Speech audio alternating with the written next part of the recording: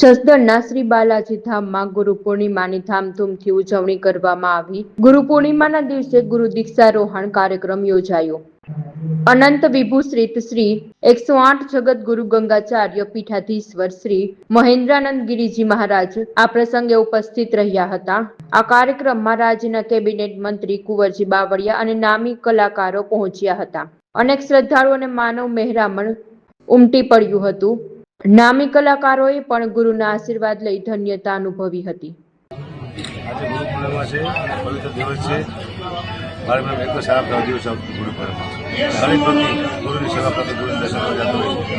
મારા પહેલેથી બાપુજી મહામંડેશ્વર છે, મારા પરમ મિત્ર છે, મળવા આવું જ જોઈએ।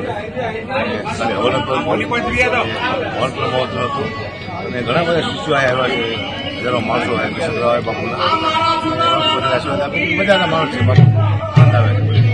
આજે કયા પ્રકારનો કાર્યક્રમ છે?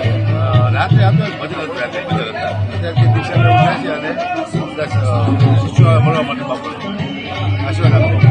કાલે તો રાત્રે તૈયાર કાલે ભજન ગુરુ પૂર્ણિમાનું કેટલું મહત્વ હોય છે? બહુ મોટું મહત્વ હોય છે। ગુરુ એટલે ભગવાનથી આગળ કોઈ કરવામાં આવ્યા છે।